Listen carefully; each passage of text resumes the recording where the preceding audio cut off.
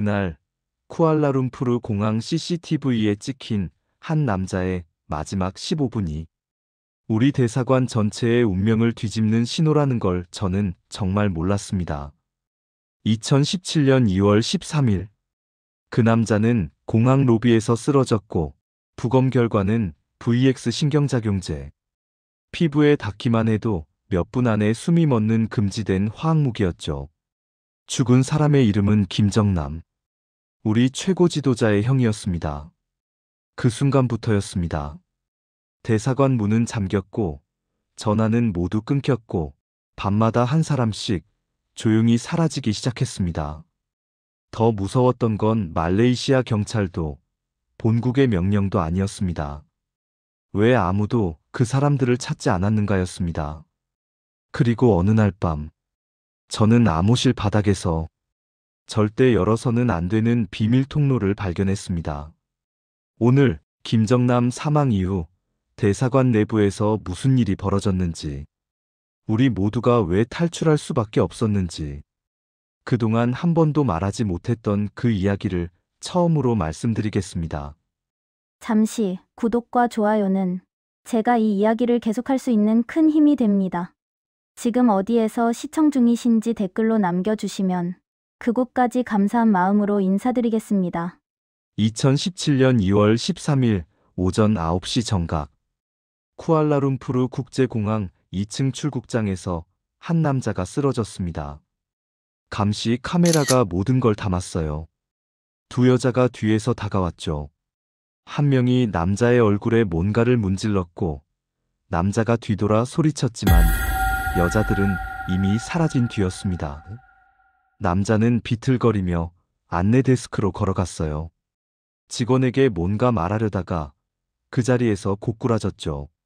15분 뒤 그는 병원으로 실려갔고 구급차 안에서 숨이 끊어졌습니다. 부검 결과는 VX 신경작용제였어요. 피부에 닿기만 해도 몇 분 안에 호흡이 멎는 독극물이죠. 전 세계에서 금지된 화학무기였습니다. 죽은 남자의 이름은 김정남. 우리 공화국 최고 지도자의 형이었어요. 전화벨이 울릴 때 나는 2층 문서보관실에서 서류를 정리하고 있었습니다. 책상 위에 놓인 흰색 전화기가 짧게, 아주 날카롭게 울리더군요. 평소 들리던 그 느릿한 벨소리가 아니었어요. 누가 뒤에서 등을 훅 밀어버린 것처럼 이상한 느낌이었죠. 나는 수화기를 천천히 들었습니다. 그 순간 귀 안으로 들리는 낮고 단단한 목소리가 꽂혔어요. 참사동지, 지금 즉시 외출 중단하시오. 대사관 전 직원 비상소집, 외부와의 통신은 모두 차단. 누구에게도 연락하지 마시오. 말이 끝나기도 전에 끊어졌습니다. 나는 잠시 수화기를 들고 멍하니 서 있었어요. 뭔가 큰일이 터졌다는 걸 그 목소리만으로도 알 수 있었거든요. 그런데 내 손은 떨리고 있었습니다. 아니, 떨린 정도가 아니었어요. 손가락 끝이 저려오고 숨이 목구멍에 걸린 것처럼 답답했거든요. 1층 회의실에 15명이 모였습니다. 참사 4명, 서기관 2, 행정원 3명, 나머지는 보안과 통신 담당이었죠. 모두 표정이 굳어 있었습니다. 아무도 말이 없었어요. 숨소리만 들렸죠. 대사동지가 들어왔습니다. 60 초반의 나이에도 허리가 곧았고 눈빛이 날카로웠어요. 그는 단상에 올라 우리 얼굴을 하나하나 훑어봤습니다. 말없이 바라보는데도 공기가 눌려오는 느낌이었죠. 동무들. 목소리가 회의실을 가득 채웠어요. 오늘 오전 쿠알라룸푸르 공항에서 김정남이 피살됐소. 회의실이 얼어붙었습니다. 누군가 헛기침을 했지만 그마저 금방 멈췄어요.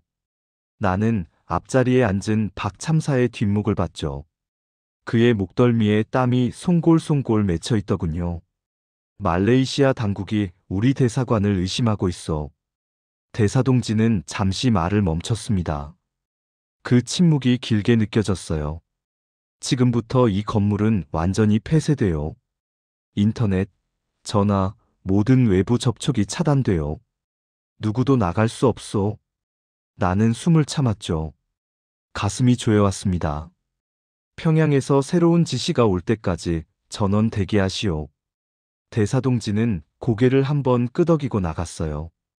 우리는 그대로 앉아 있었습니다. 일어날 수가 없었죠. 다리에 힘이 빠진 것 같았어요. 회의가 끝나고 각자 자리로 돌아갔지만 아무도 일을 하지 않았습니다. 나는 2층 내 책상 앞에 앉아 손을 모았죠. 손바닥에 땀이 차더군요. 김정남. 그 이름을 들은 순간 기억이 떠올랐습니다. 2002년 5월, 내가 대사관에 부임한 지 석 달째 되던 날이었어요. 위장 여권 서류 몇 건을 처리했었거든요. 그중 하나가 그의 것이었죠. 일본 이름, 가짜 생년월일, 도쿄행 항공권. 나는 그 서류를 봉인하고 지하 금고에 넣었습니다. 상급기관의 지시였어요. 누구에게도 말하지 말라는. 그때는 그저 일이었죠. 중요한 인물의 여행 준비. 그런 일은 가끔 있었거든요. 하지만 지금은 달랐습니다. 그가 죽었어요. 독살당했죠. 그리고 그 서류를 처리한 사람은 나였습니다. 갑자기 목이 말랐어요. 침을 삼켰는데 목구멍이 따끔거리더군요. 저녁 6시. 대사관 1층 식당에 직원들이 모였습니다. 평소에는 시끄러웠던 공간이 조용했죠. 수저 부딪히는 소리만 들렸어요. 밥을 먹는 사람은 거의 없었습니다.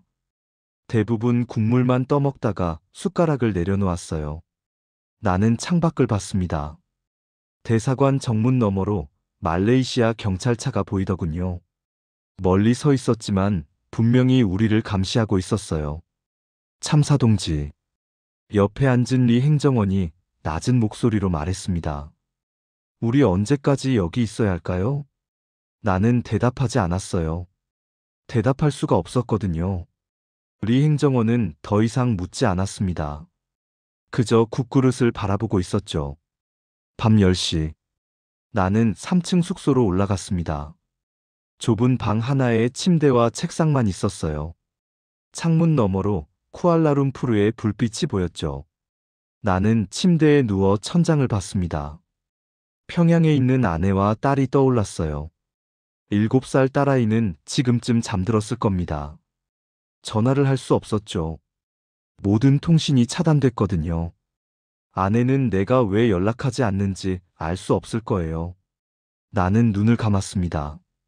하지만 잠이 오지 않았어요. 어둠 속에서 과거의 서류들이 떠올랐죠. 위장 여권, 가짜 이름, 내가 처리했던 모든 문서들. 혹시 누군가 그것을 알고 있을까요? 혹시 내 이름이 어딘가에 기록돼 있을까요? 가슴이 두근거렸습니다. 심장 소리가 귓속에서 울렸어요. 이틀이 지났습니다. 대사관은 완전히 고립됐어요. 외부에서 들어오는 것도 없었고 나가는 것도 없었죠. 신문도 끊겼고 텔레비전도 꺼졌습니다. 직원들은 점점 말이 없어졌어요. 복도에서 마주쳐도 고개만 끄덕이고 지나갔죠. 식당에서는 눈을 마주치지 않았습니다. 누구도 김정남에 대해 말하지 않았어요. 하지만 모두 그 이름을 생각하고 있었죠. 나는 밤마다 잠을 설쳤습니다. 천장을 바라보다가 창밖을 보다가 다시 천장을 봤어요. 시간이 너무 느리게 갔죠. 어느 날 밤 화장실에 다녀오려고 복도에 나섰습니다. 3층은 어두웠어요. 비상등만 켜져 있었죠. 그때였습니다. 계단 쪽에서 발소리가 들렸어요. 나는 멈췄죠. 숨을 죽였습니다. 발소리가 천천히 올라왔어요. 2층에서 3층으로. 나는 숙소 문 옆에 바짝 붙어 섰습니다. 심장이 터질 것 같았어요. 발소리가 복도 끝에서 멈췄죠. 그리고 다시 내려갔습니다. 나는 한참을 그 자리에 서 있었어요. 손바닥에 땀이 차고 다리가 후들거렸거든요. 사흘째 되던 날 오전, 1층 회의실에 다시 모였습니다. 대사동지가 종이 한 장을 들고 들어왔어요. 그의 얼굴은 전보다 더 굳어 있었죠. 평양에서 지시가 왔소. 그는 종이를 펼쳤습니다. 다음 인원은 즉시 귀환 준비를 하시오. 회의실이 숨을 멈췄어요. 이름이 불렸습니다. 박철수 참사. 나는 박 참사를 봤어요. 그의 얼굴이 하얗게 질렸습니다. 김영호 서기관. 김 서기관은 입술을 깨물었어요. 최민수 참사. 최 참사는 눈을 감았죠. 리성국 행정원. 리 행정원은 미동도 하지 않았습니다. 정광일 통신원. 5명이었어요. 귀환. 그 단어의 의미를 모르는 사람은 없었습니다. 돌아간다는 것. 평양으로. 조사를 받는다는 것이죠. 살아서 돌아올 수 있을까요? 아니면 나는 숨을 참았습니다. 귀가 멍해지는 것 같았어요. 내 이름은 없었죠. 살았습니다. 그 순간 안도감이 밀려왔어요. 하지만 동시에 다른 감정도 왔습니다. 죄책감이었어요. 추악한 감정이었죠. 나는 박 참사를 봤습니다. 그는 고개를 숙이고 있었어요. 그의 어깨가 미세하게 떨렸죠.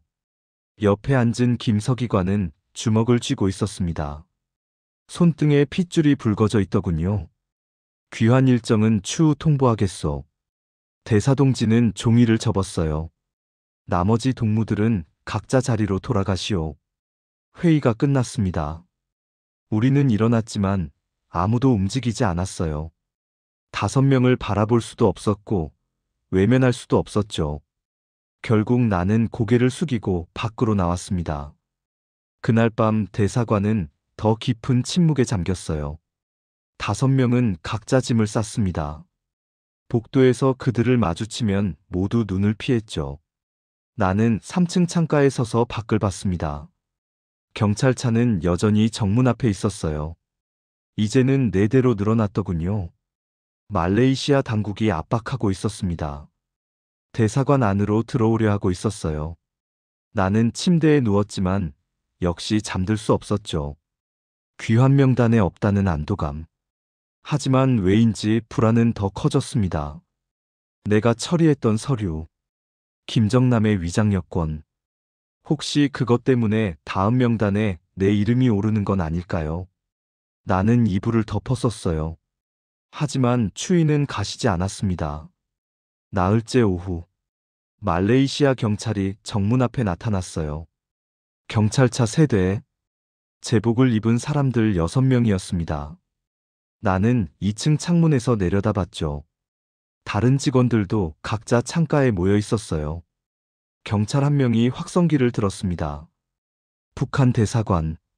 우리는 김정남 피살 사건과 관련해 협조를 요청합니다. 대사를 만나고 싶습니다. 대사동지가 1층 현관으로 나갔어요. 그는 계단 위에 서서 경찰들을 내려다봤죠. 우리는 말레이시아 법에 따라 외교 공관의 불가침권을 주장하오. 협조는 불가능하오. 대사님, 이것은 살인 사건입니다. 우리는 협조 불가. 대사동지는 돌아서서 안으로 들어왔습니다. 문이 닫혔어요. 경찰들은 잠시 서 있다가 차에 올라탔죠. 하지만 떠나지 않았습니다. 정문 앞에 그대로 주차했어요. 포위됐습니다. 나는 창문에서 물러났어요. 가슴이 답답했죠. 숨을 쉬는데도 숨이 차는 것 같았습니다. 그날 밤 나는 악몽을 꿨어요. 김정남이 공항 바닥에 쓰러져 있었습니다. 나는 그 앞에 서 있었죠. 손에 서류 뭉치를 들고 있었어요. 그가 눈을 떴습니다. 나를 봤어요. 네가 나를. 나는 깼습니다. 온몸이 땀에 젖어 있었어요. 시계를 봤죠. 새벽 3시였습니다. 나는 일어나 앉았어요. 어둠 속에서 숨을 골랐습니다. 그때였어요. 복도에서 소리가 들렸죠. 문 손잡이 돌아가는 소리였습니다. 나는 숨을 죽였어요. 귀를 기울였죠. 소리가 멈췄습니다. 그리고 다시 발소리. 천천히 멀어지는 발소리였어요. 나는 문 쪽을 바라봤습니다. 어둠 속에서 문이 보였어요. 잠겨 있었죠. 하지만 확신할 수 없었습니다.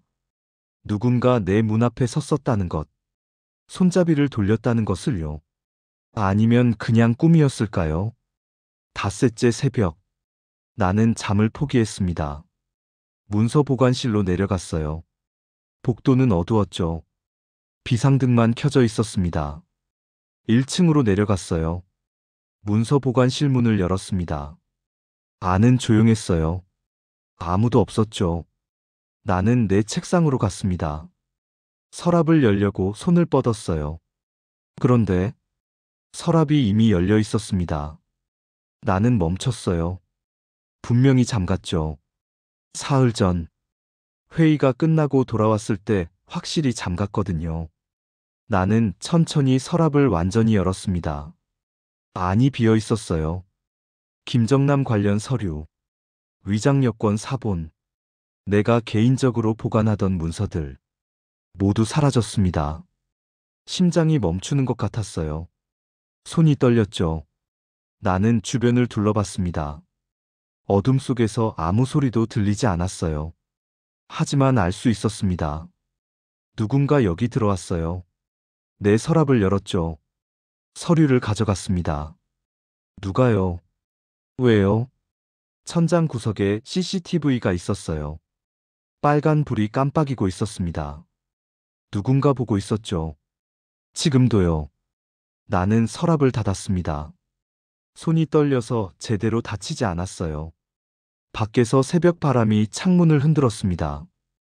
대사관은 조용했어요. 너무 조용했죠. 그 침묵 속에서 나는 알았습니다.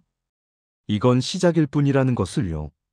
대사관은 살아있는 것 같지 않았습니다. 복도를 걷는 사람도 없었고 목소리도 들리지 않았어요. 가끔 누군가 방문을 여닫는 소리만 메아리처럼 울렸죠. 나는 밤새 한숨도 못 잤습니다. 서랍 속 서류가 사라진 그 순간부터 눈을 감을 수가 없었어요. 누군가 내 책상을 뒤졌다는 것, 누군가 나를 지켜보고 있다는 것. 새벽 5시, 복도에서 발소리가 들렸습니다. 나는 침대에서 일어나 귀를 기울였어요. 무겁고 느린 발소리였죠. 대사동지였습니다. 그는 3층 끝 암호실로 들어갔어요. 문이 닫혔고 자물쇠 소리가 딸깍 울렸죠. 나는 창가에 섰습니다. 밖은 아직 어두웠어요. 경찰차 4대가 정문 앞에 그대로 있었죠. 이 건물 안 어딘가에서 무언가가 이미 시작되고 있었습니다. 오전 9시, 1층 회의실에 10명이 모였어요. 귀환 명단에 오른 5명은 이미 떠났습니다. 남은 우리는 모두 초췌했어요. 눈밑이 검게 그을린 사람, 수염을 깎지 않은 사람, 셔츠 단추를 잘못 채운 사람. 대사동지가 들어왔습니다. 그의 얼굴도 무너져 있었어요. 동무들, 목소리가 낮았습니다. 본국에서 새로운 지시가 왔소. 그는 종이를 펼쳤어요. 말레이시아 당국의 모든 요구를 거부하시오.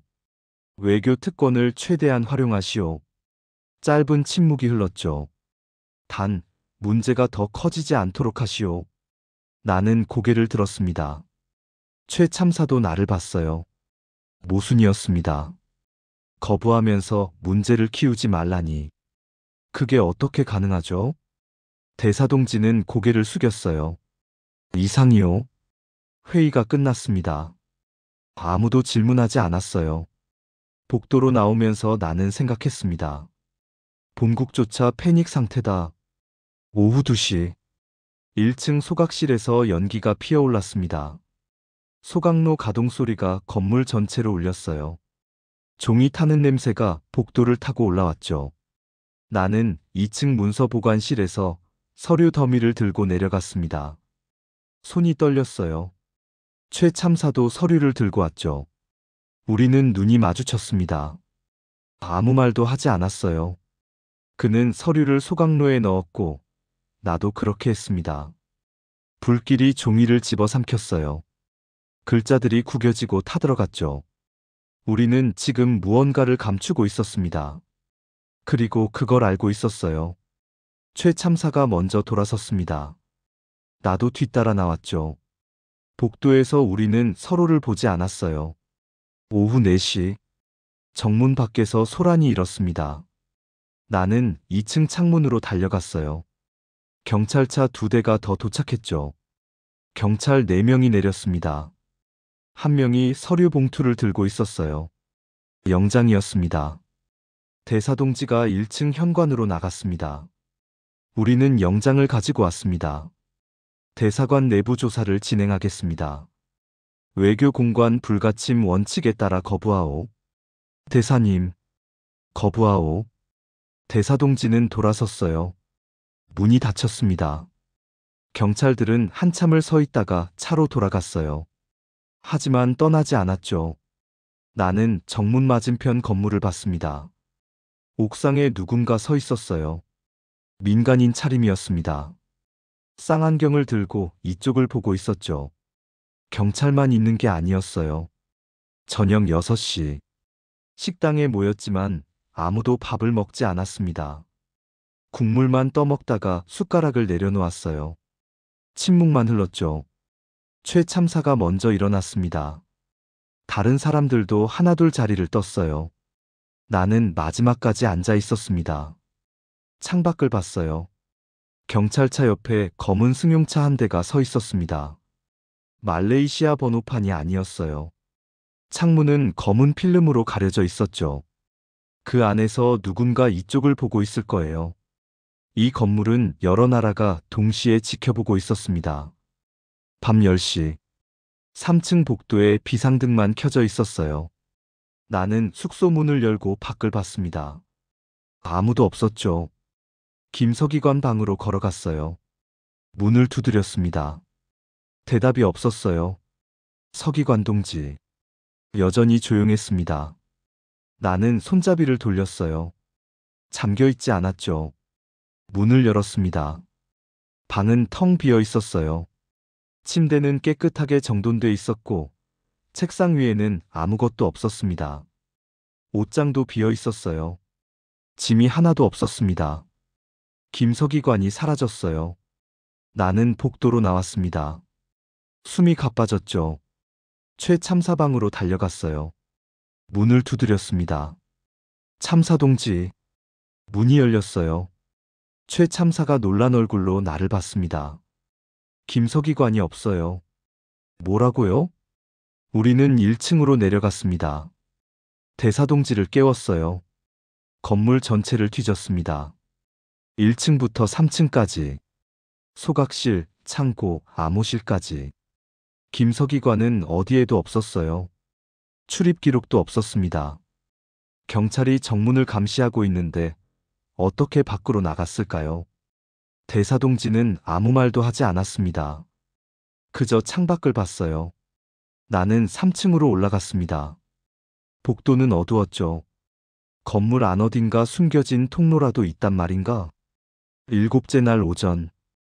회의실에 9명이 모였습니다. 대사동지가 전문을 읽었어요. 본국 지시. 누군가 명령을 따르지 않고 있어. 서로를 감시하시오. 의심스러운 행동은 즉시 보고하시오. 회의실이 얼어붙었습니다. 나는 주변을 봤어요. 최 참사, 박 참사, 정통신원, 리 행정원. 모두 눈을 마주치지 않았어요. 회의가 끝나고 식당으로 갔습니다. 아무도 말하지 않았어요.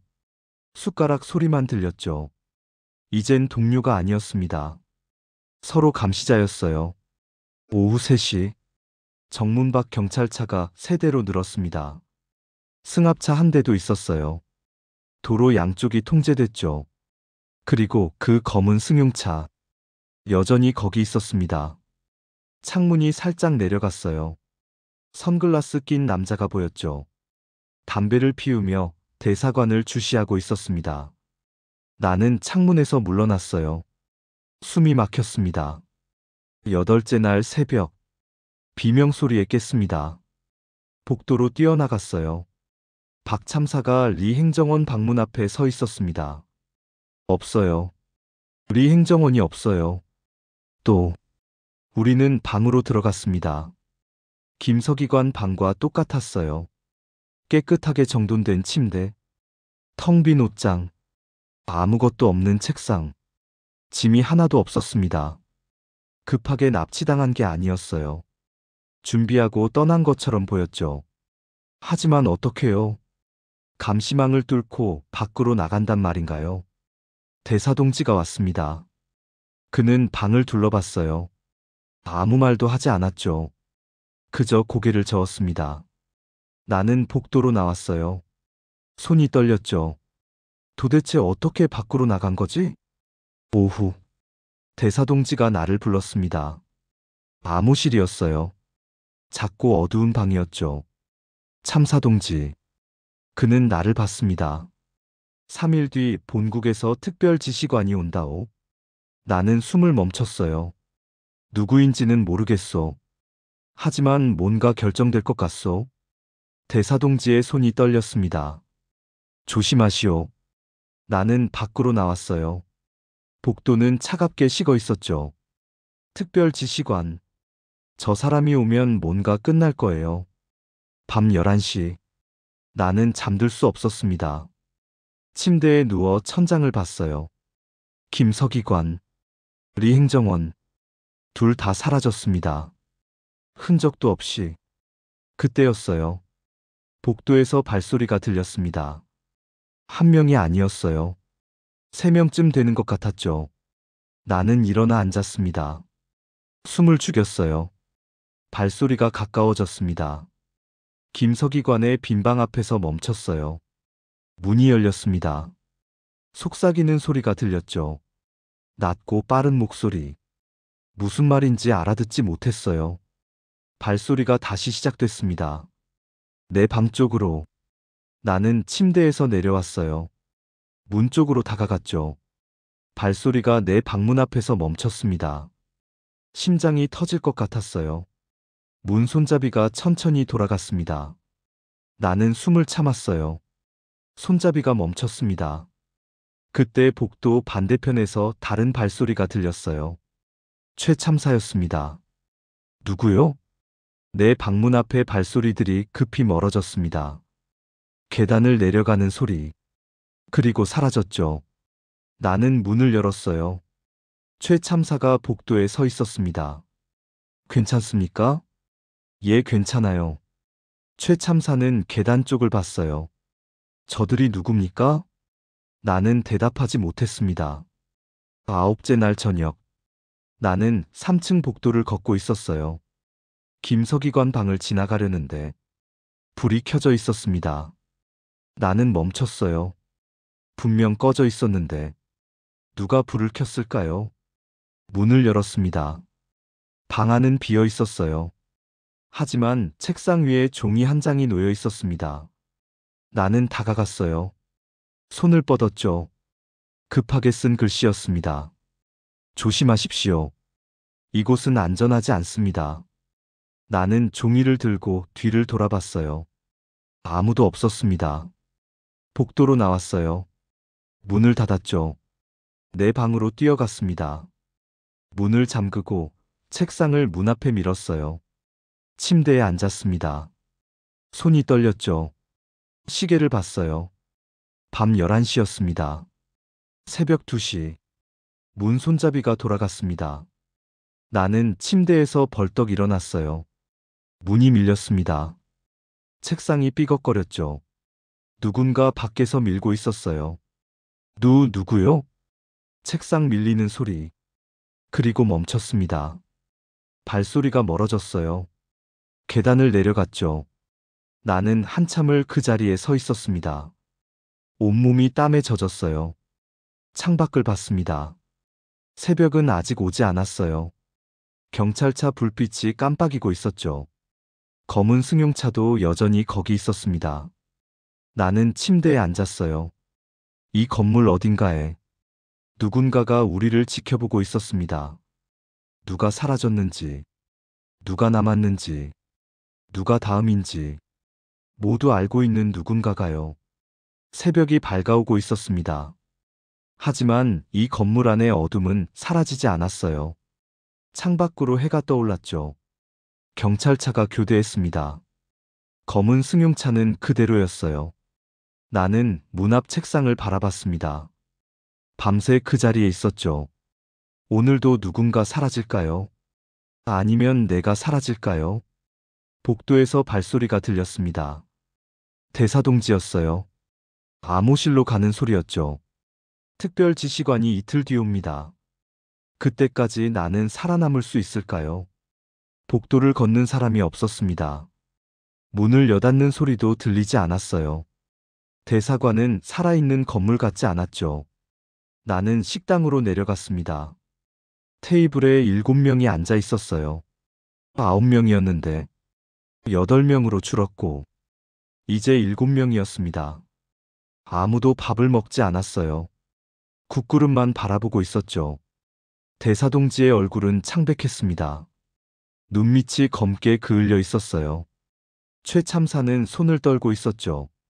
정통 신원은 고개를 숙이고 있었습니다. 우리는 서로 대화를 하지 않았어요. 감시 지시 이후로 누구도 말을 꺼내지 않았죠. 살아있는 사람이 스스로 그림자가 되는 느낌이었습니다. 오전 9시. 회의실에 모였어요. 대사동지가 종이를 들고 들어왔습니다. 손이 떨리고 있었어요. 동무들. 목소리가 갈라졌습니다. 내일 특별지시관이 도착하오. 회의실이 얼어붙었어요. 모든 문서, 기록, 장부를 정리하시오. 특별지시관이 직접 조사할 것이오.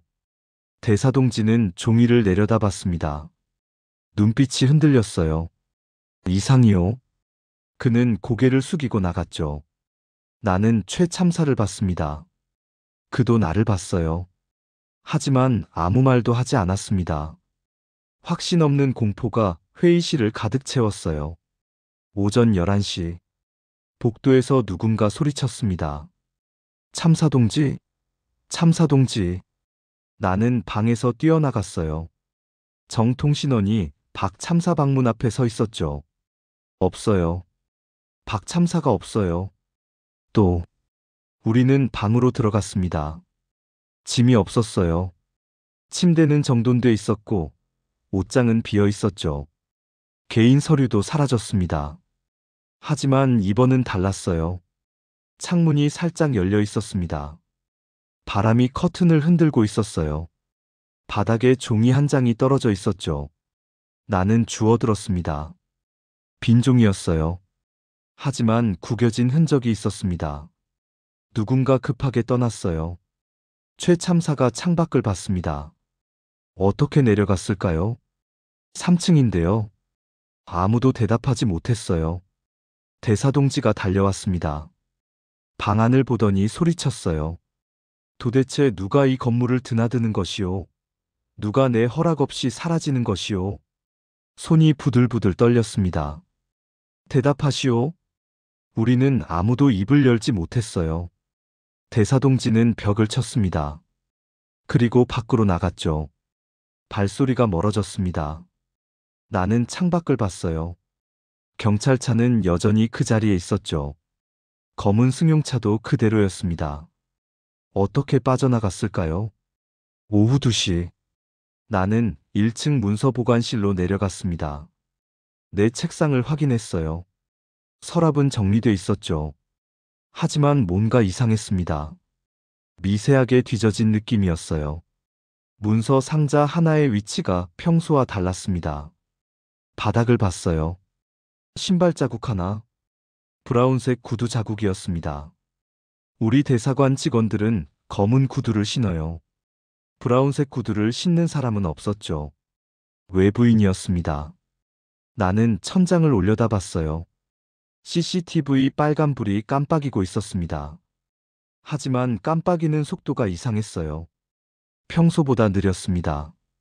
누군가 영상을 건드렸어요. 나는 서랍을 닫았습니다. 손이 떨렸죠. 누군가 이 건물에 들어왔습니다. 우리 모르게. 오후 4시. 창밖을 봤어요. 검은 승용차 문이 열렸습니다. 새로운 남자가 내렸어요. 선글라스 낀 남자 옆에 섰죠. 2명이었습니다. 새로운 남자가 전화를 들었어요. 이쪽을 보면서 통화하고 있었습니다. 최 참사가 내 옆에 왔어요. 저 사람들 뭡니까? 모르겠어요. 우리는 창가에 서서 지켜봤습니다. 다른 직원들도 모여들었어요. 검은 승용차 남자가 대사관을 가리켰습니다. 뭔가 지시하는 것 같았어요. 공포가 커졌습니다. 저녁 6시. 식당은 텅 비어 있었어요. 나만 내려왔습니다. 밥을 먹을 수 없었지만 방에 있을 수도 없었죠. 복도를 걷다가 3층 계단 쪽에서 소리가 들렸습니다. 전화 연결음이었어요. 나는 천천히 다가갔습니다. 최 참사가 구석에 서 있었어요. 전화기를 들고 있었죠. 전화는 터지지 않았습니다. 하지만 그는 계속 버튼을 눌렀어요. 참사 동지. 그는 깜짝 놀라 돌아봤습니다. 아, 참사 동지. 전화기를 주머니에 넣었어요. 뭐 하시는 겁니까? 아무것도 아닙니다. 그는 시선을 피하고 지나갔습니다. 나는 그 자리에 섰어요. 최 참사가 뭔가 숨기고 있었습니다. 밤 10시. 나는 침대에 누워 있었어요. 잠들 수 없었습니다. 복도에서 발소리가 들렸어요. 또, 나는 일어나 앉았습니다. 귀를 기울였죠. 발소리가 가까워졌습니다. 내 방 앞에서 멈췄어요. 문 손잡이가 돌아갔습니다. 한 번, 두 번. 누군가 확실히 내 방을 확인하고 있었어요. 나는 숨을 죽였습니다. 심장이 터질 것 같았죠. 그때였어요. 반대편 복도 불이 꺼졌습니다. 깜깜해졌어요. 발소리가 사라졌습니다. 비상등이 깜빡였죠. 어둠 속에서 아무 소리도 들리지 않았어요. 나는 침대 위에 앉아 문을 바라봤습니다. 누군가 지금도 밖에 있을까요? 11시. 나는 방에서 나왔습니다. 복도는 조용했어요. 비상등만 켜져 있었죠. 김서기관 방을 지나가려는데 불이 켜져 있었습니다. 또 나는 문을 열었어요. 탁자 위에 종이 한 장이 놓여 있었습니다. 다가가서 들었어요. 급하게 쓴 글씨였습니다. 내일 밤 누군가 끌려간다. 손이 떨렸어요. 필체는 이전과 같았습니다.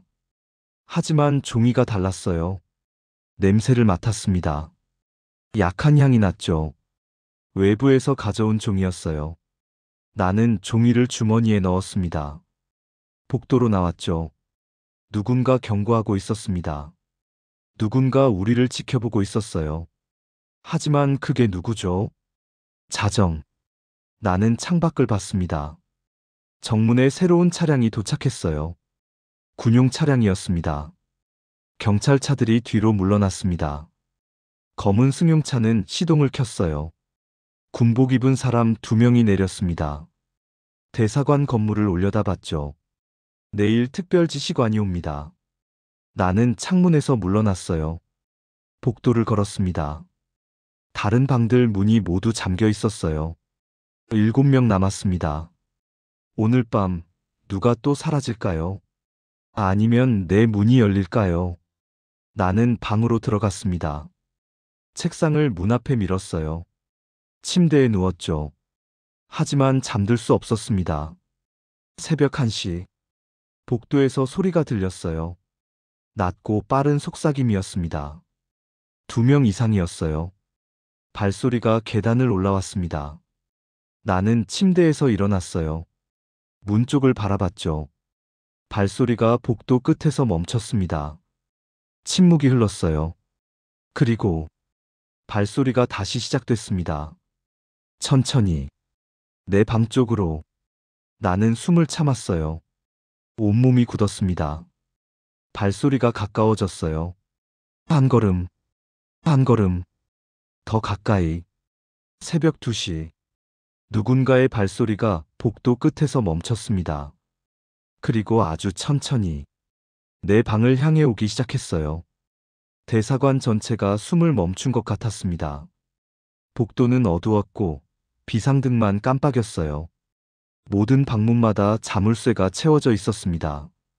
CCTV가 이상하게 움직이고 있었어요. 렌즈가 천천히 돌아가다가 멈추고 다시 돌아갔죠. 나는 3층 창가에 섰습니다. 정문 앞에 군용 차량이 서 있었어요. 경찰차는 6대로 늘어났죠. 오전 8시. 회의실에 모였습니다. 대사동지의 얼굴이 무너져 있었어요. 눈은 충혈됐고 손은 계속 떨렸죠. 동무들. 목소리가 갈라졌습니다. 오늘 밤 이후 누구도 이 건물에서 안전하지 않소? 회의실이 얼어붙었어요. 특별지시관이 오늘 밤 도착하오. 아무도 말하지 않았습니다. 서로 눈을 마주치지 못했어요. 공포가 정점에 다다랐습니다. 오전 10시. 3층 복도에서 최 참사가 나를 불렀어요. 참사 동지. 그는 주변을 둘러보고 주머니에서 종이 한 장을 꺼냈습니다. 낡은 종이였어요. 모서리가 달아 있었고 붉은 잉크 도장이 찍혀 있었죠. 설계도였습니다. 이게 뭡니까? 비밀 출구요. 나는 종이를 펼쳤어요. 지하 보일러실부터 시작하는 선이 그려져 있었습니다. 배수관을 따라 건물 밖으로 연결되는 경로였어요. 참사동지, 이건 우리가 마지막으로 살아남을 수 있는 길이요. 그때였어요. 복도 끝에서 문 닫히는 소리가 들렸습니다. 아주 작은 소리였어요. 최 참사와 나는 돌아봤습니다. 아무도 없었죠. 하지만 누군가 들었습니다. 오후 2시. 1층 경비실에서 비명소리가 들렸어요. 나는 달려 내려갔습니다. 정통신원이 모니터 앞에 서 있었어요. CCTV가 멈췄어요. 화면을 봤습니다. 모든 층의 CCTV가 정지 화면이었어요.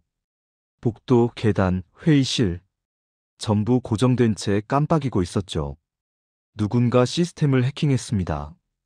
대사동지가 뛰어왔어요. 식은땀에 젖어 있었습니다. 건물 안에 누가 있소? 우리는 서로를 봤습니다. 모두가 서로를 의심했어요. 오후 4시. 나는 대사동지를 찾으러 3층으로 올라갔습니다. 대사동지. 대답이 없었어요. 암호실 문을 두드렸습니다. 대사동지. 조용했어요. 손잡이를 돌렸습니다. 잠겨 있지 않았죠. 문을 열었어요. 방은 비어 있었습니다. 책상 위에 뭔가 있었어요. 다가갔습니다. 피었어요. 한 방울. 손이 떨렸습니다.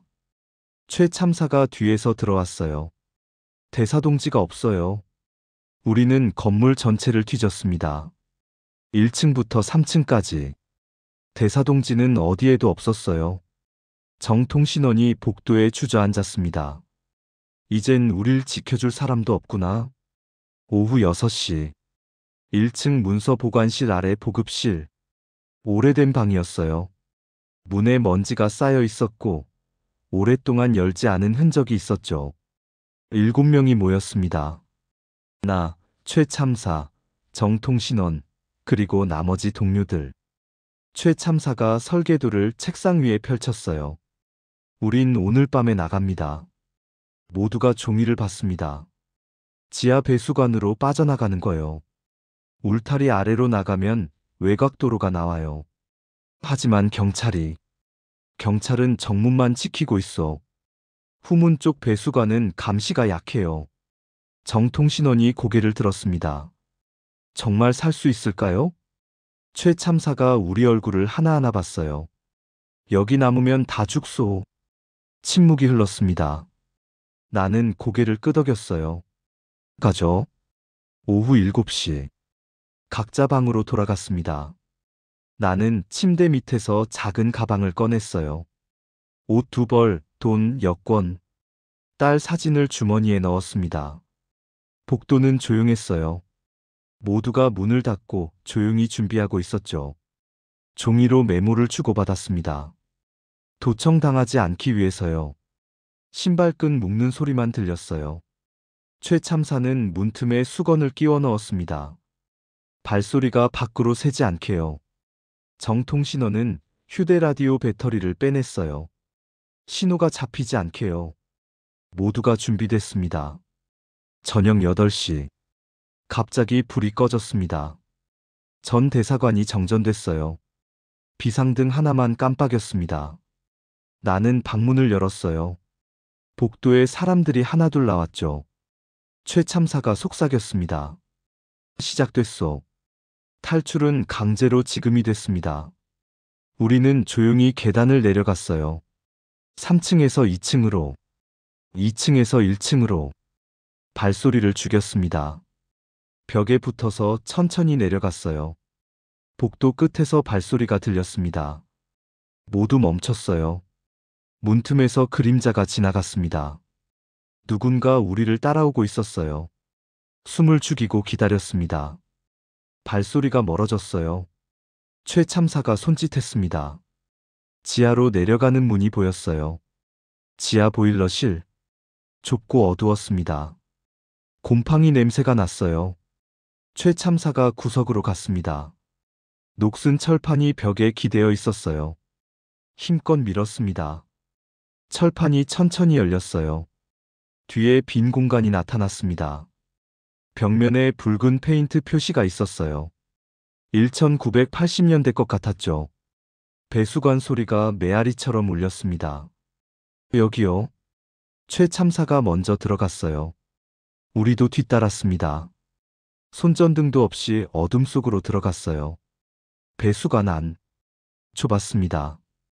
7명이 일렬로 엎드려 기어갔어요. 물 흐르는 소리가 들렸습니다. 바닥이 축축했어요. 앞에서 최 참사가 속삭였습니다. 조용히 가시오. 그때 뒤에서 쾅 소리가 났어요. 철판이 닫혔습니다. 모두 멈췄어요. 누군가 뒤에서 철판을 닫고 잠갔습니다. 정통신원이 떨리는 목소리로 말했어요. 우릴 가두려고 하는 거요? 최 참사가 말했습니다. 앞으로 가는 수밖에 없어. 우리는 다시 기어갔어요. 배수관 끝이 보였습니다. 작은 빛이 들어왔어요. 최 참사가 먼저 고개를 내밀었습니다. 위쪽에서 소리가 들렸어요. 경찰차였습니다. 사일에는 없었지만 엔진 소리가 들렸어요. 최 참사가 뒤돌아봤습니다. 그래도 지금 나가야 살아요. 순서를 정했습니다. 최 참사가 먼저, 정통신원이 두 번째, 나는 마지막이었어요. 배수관 밖은 흙이었습니다. 울타리 아래였어요. 최 참사가 손으로 흙을 파기 시작했습니다. 손톱이 부러졌어요. 피가 배어났죠. 하지만 멈추지 않았습니다. 아래쪽에 틈이 생겼어요. 지금이요?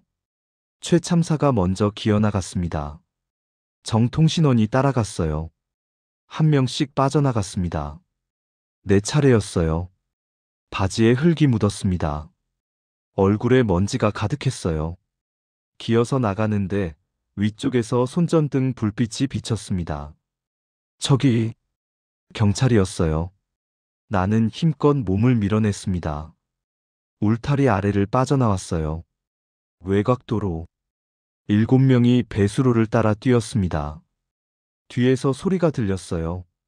거기에서 멈춰서. 말레이시아 경찰이었습니다. 하지만 총은 쏘지 않았어요. 외교 문제 때문에 공격할 수 없었던 거죠. 최 참사가 소리쳤습니다. 저쪽이요. 도로 끝에 차 한 대가 서 있었어요. 낡은 미니밴이었습니다. 문이 열렸어요. 누군가 조수석에 앉아 있었습니다. 가까이 가자 얼굴이 보였어요. 김서기관이었습니다. 얼굴에 상처가 있었어요. 하지만 살아 있었죠. 빨리 타시오. 시간이 없소. 우리는 차에 올라탔습니다. 문이 닫혔어요. 차가 출발했습니다. 뒤에서 경찰차들이 따라왔지만 시내 진입로에서 막혔어요. 나는 뒤를 돌아봤습니다. 대사관 건물이 점점 멀어졌어요. 불빛이 작아졌죠. 최 참사가 내 어깨를 두드렸습니다. 살았소. 나는 고개를 끄덕였어요. 창밖을 봤습니다. 쿠알라룸푸르의 불빛이 지나갔어요. 7명 모두 살아남았습니다. 김서기관이 뒤돌아봤어요.